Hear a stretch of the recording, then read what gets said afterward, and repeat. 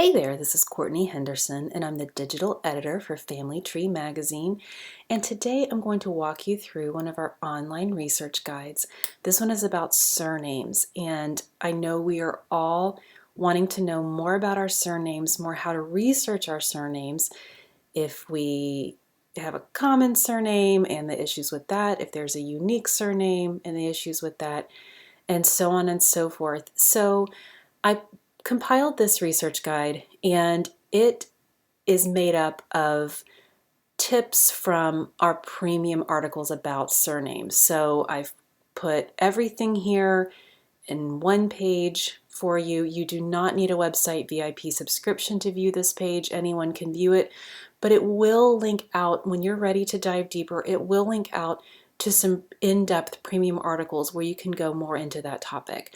So first, I will put the URL into the video description. It's a little bit of a mouthful, so there's surname in there a lot. So I'll just link to it. So here we are at the top, and when you first scroll down, you're going to see just what I called a table of contents, because I also like to think about these research guides as sort of online ebooks. And each chapter is going to go over just briefly a subtopic about surnames. And you can click on these and it will take you right down to that section. But I'll go through all of them with you just very briefly so you can see everything that's on this page. Great resource when you're researching your surname. So first, let's start with the basics. Gotta walk, gotta crawl before you can walk. And so this is just a quick definition where researchers believe that the practice of surnames came from. And here I've linked out to several other articles about this topic. So you are going to find throughout this research guide, you are going to find examples of articles that I've curated that I think are great about this subtopic right here. So, part of our job at Family Tree is to point you in the right direction. Of course, we want you to come to familytreemagazine.com to find articles, but we also know we're not the only game in town, and there are lots of valuable resources out there for you. So we want to make sure we're pointing you to those, and that is what I've tried to do here. So be sure and check these out. Now you'll also see here this little return to top.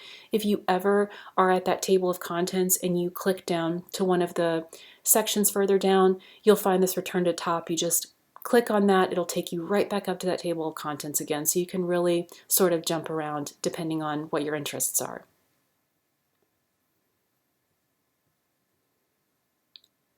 Where does your last name come from? So researchers like to sort of put surname origins into four main categories.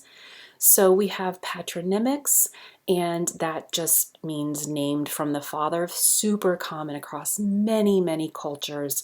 My married last name is Henderson. It's very Scottish, very common. It, of course, just means son of Henry, Henry's son. Doesn't give me a lot to go off of genealogy wise, but that's okay. That's my husband's problem, right? Okay, so next we have occupational surnames. You Smiths, Millers, Cooks. Pretty apparent what your ancestors were up to. Cooper, that's a barrel maker. So this was pretty common in Europe, and we'll get into a little bit more depending on the language. It may not be Smith.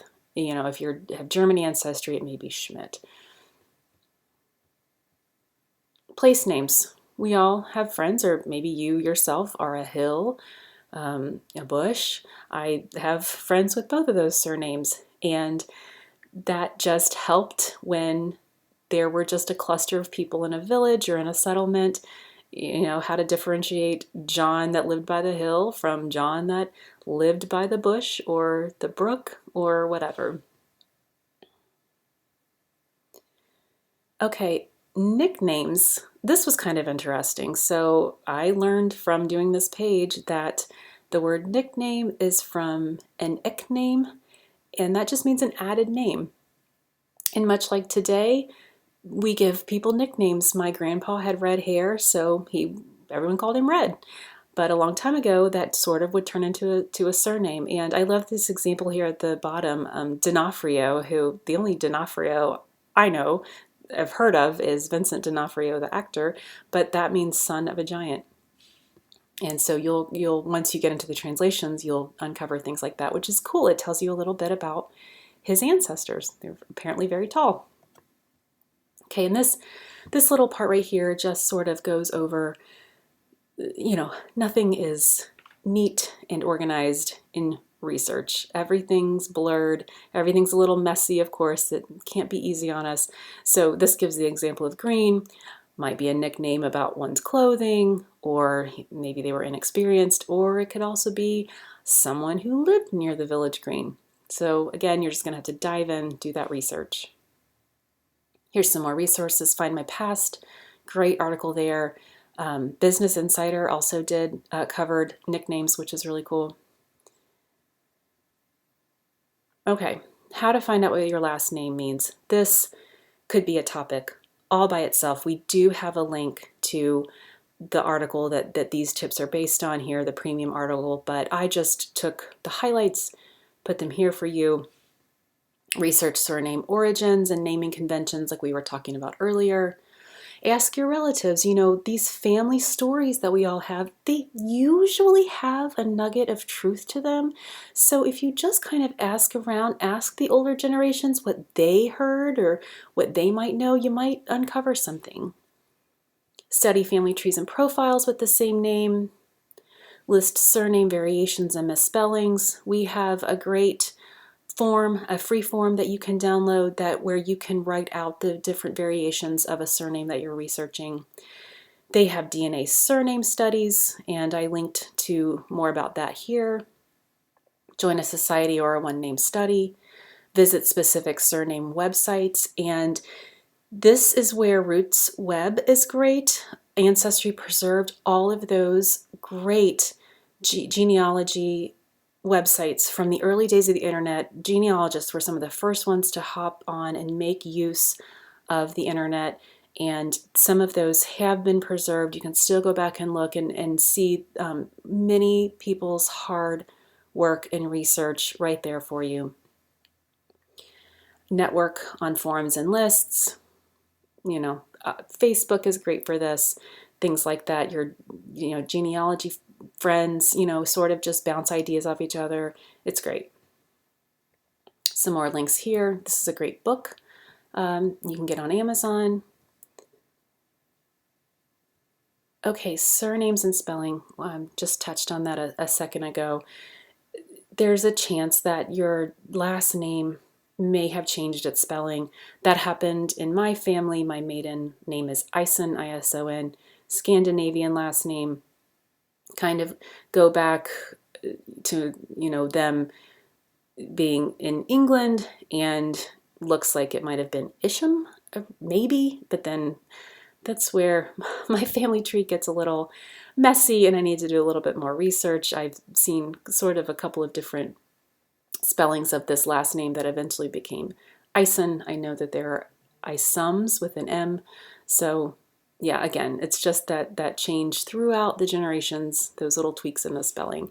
This also briefly talks about the Soundex system. So that in the 1930s, the US government came up with a way to code last names based on the sounds. So, and again, I've linked to an article here about diving into that a little bit more and how you can do that, but I've just added this little chart here. So the sound L, that got a 4. So if you combine these numbers here, it'll give you an idea of how that person, when they were talking to the person collecting the census, what it sounded like. And I've linked to a little handy online Soundex calculator. Again, more great resources, National Archives, Family Search Wiki, who, oh my goodness, that resource is amazing. So they have some great ideas here. Okay, researching common surnames, the John Smiths in your family tree. We have a really great article, deep dive into doing that, but again, here are just some highlights. Make a list of likely first names from available records. So again, just going first with what you do know and working your way out to what you don't know. Identifying records from the right place and time. Use those oddball middle names. So if you have a John Smith, maybe he has his mother's maiden name as his middle name, and that can be a great starting point. Use relatives names. So if you can't find a unique surname, or sorry, a unique middle name, maybe go to a brother or a cousin who may have more of an unusual first name, and that can sort of put you on the right path. Narrow your geographic focus. Create a timeline of your ancestor's life. This is a great exercise to do where you just list what you know about one ancestor and follow them all the way through, and then you'll be able to, you know that information is good, you know that research is good, and then you can branch out from there. Use cluster research. Again, you can dive more into this, but it's basically knowing that people often move together. If not with neighbors, they would move with siblings and their families or with parents. So even if you can't find the ancestor you're focused on, you may be able to find him based on some other family members or neighbors moving and immigrating with them.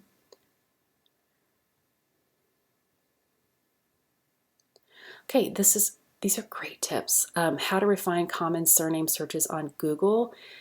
You know, you type John Smith into Google, I mean, how many results are you going to get, right? So here are some things you can do using built-in search operators.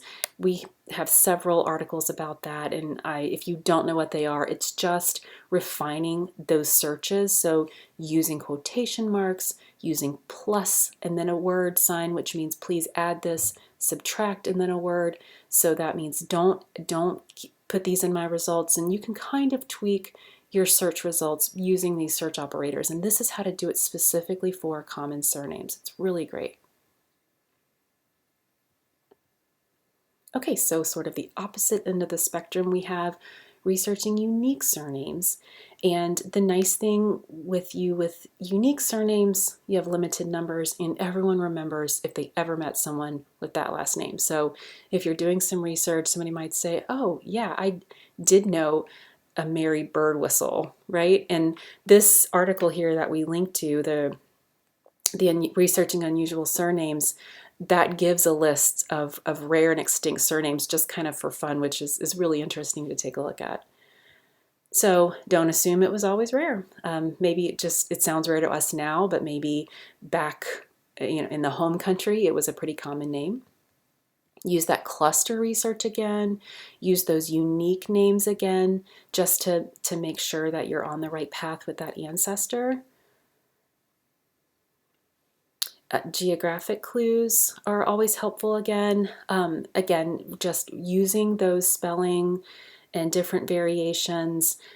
Like we talked about before, your last name probably changed spelling over the years.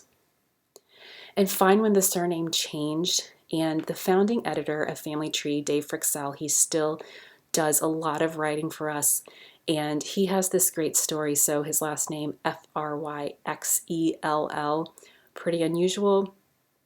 His ancestors are from Scandinavia. So that is a patronymic naming tradition there. So he has a story about his ancestor joined the military. The military was like, we have too many Svensons or whatever. You're going to have to pick a new last name. So he found out that this ancestor just loved the poetry of this person with the last name Fryxell. So he picked that, and the name stuck. And now that's their family name. So there are so many fun stories like that you can uncover if you do your research. Get involved in a surname project if you have a unique surname. Makes it easy to connect with other people who are researching that name. And then this link to Behind the Name, that's a great site if you haven't been on there, a lot of fun to click through. Here's some more articles. So surnames and nationality, just there are those 4 categories we talked about, those are pretty common throughout different regions and countries, but because of language, obviously, you're going to have different terms. So this is that patronymic. So in Irish, it would be O. In the English, like we talked about, it's son, sometimes ing, sometimes the prefix fits. And this just goes on down. And these are just links to articles about the patronymic traditions in that culture. Occupational, your Smiths in Germany obviously are going to be Schmitz or Schmidt. And here's some other examples here. Place names like we talked about. So again, just depending on the language, it's going to be different. Here's a great example. Roosevelt or Roosevelt means Rose Field. Kind of tells you a little bit about where they used to live. Again, the nicknames here. So somebody like my grandpa, if he had lived a long time ago, his nickname Red, that could have easily become our last name. And here are a bunch of different examples of the equivalent of red hair or ruddy complexion here in English, and some different translations there. There are some naming practice exceptions, of course, and there are lots. This is just some examples that genealogists will typically run into. So we have African American. Again, these will link out to more in-depth articles. The Filipinos, Jewish naming traditions, and then Scandinavian traditions. It says here they had 2 surnames and neither name was passed from one generation to the next, which makes it so nice for genealogists, right? And last, we have finding maiden names. And I don't have to go into the struggle of tracing female ancestors. This is a great article here, and I've linked here to all of the suggestions in this article. Sort of your typical genealogy records, marriage records, family keepsakes, Bibles, any little thing. This is where you just really have to get in the weeds. Any little thing that you can find that might point you to an ancestor's maiden name. I also wrote an article for the Family Tree magazine looking at more unusual records, and you can check that out. But just to get you started, and these will link out to either articles we have on this topic or web pages where we just really show all the content we have on, let's say, vital records. So just take a look. Again, it's just going to take a lot of clicking around and notating things and really tracking down those elusive female ancestors. And I've also, again, provided some other places you can go to get started with that. So that is it. That is our surname research guide. I hope you will check it out and use it, bookmark it, use it for your surname research. Please take a second, subscribe to our YouTube channel, and be sure to check out our other genealogy videos. Thanks so much.